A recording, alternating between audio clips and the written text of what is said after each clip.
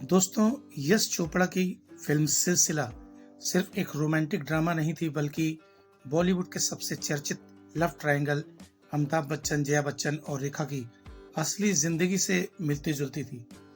ये वो फिल्म थी जहां रील और रियल लाइफ का फर्क मिटता हुआ दिखता है। आइए जानते हैं सिलसिला के पीछे की अनसुनी और चौंकाने वाली इनसाइड स्टोरी।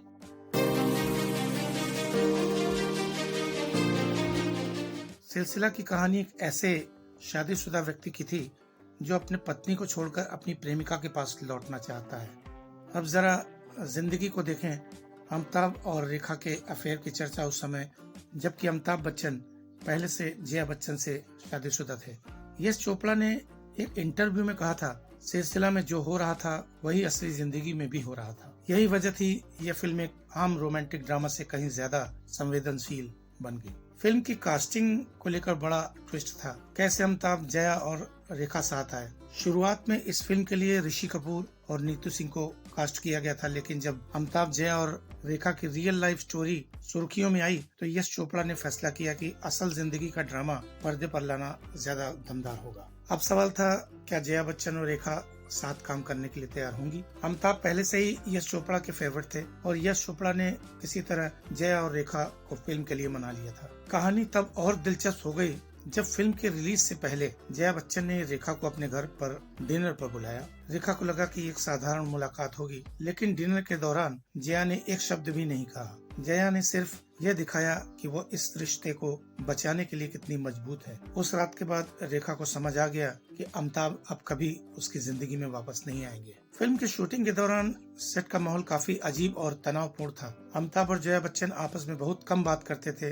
रेखा और जया एक दूसरे को इग्नोर करती थी। यश चोपड़ा को हर सीन शूट करने में दिक्कत हो रही थी क्योंकि अमिताभ और रेखा के बीच की नजदीकियां सेट पर सबको दिख रही थी। सबसे बड़ा बदलाव किया गया फिल्म का अंत। क्यों बदला गया, जानिए। शुरुआती स्क्रिप्ट के मुताबिक फिल्म का अंत ऐसा था कि अमिताभ बच्चन यानी शेखर और रेखा यानी चंद्रा एक दूसरे के साथ भाग जाते हैं, लेकिन सेंसर बोर्ड और समाज के दबाव में यश चोपड़ा को फिल्म का क्लाइमेक्स बदलना पड़ा और अंत में अमिताभ अपनी पत्नी यानी जया बच्चन के पास लौट आते हैं। यश चोपड़ा ने खुद कहा था कि उन्होंने यह अंत इसलिए बदला क्योंकि वह समाज को एक गलत संदेश नहीं देना चाहते थे। सिलसिला बॉक्स ऑफिस पर कुछ खास नहीं चली थी, लेकिन इसके गाने आज भी अमर हैं। देखा है ख्वाब तो ये सिलसिले हुए, जो अमिताभ बच्चन और रेखा के सीन की वजह से यादगार बन गया।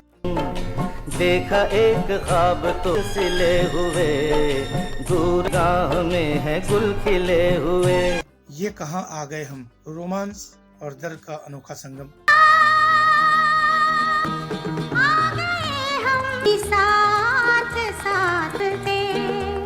नीला आसमान सो गया, अमिताभ बच्चन की खुद गाई हुई कविता।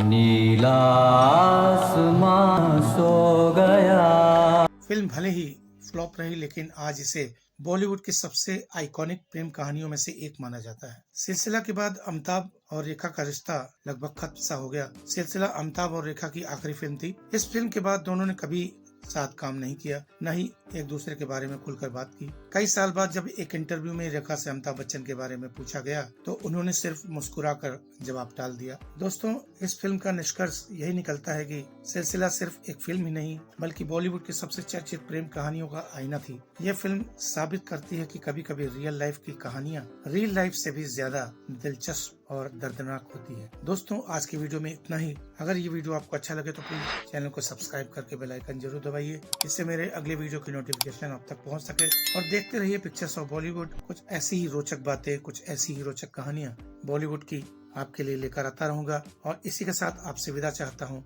धन्यवाद।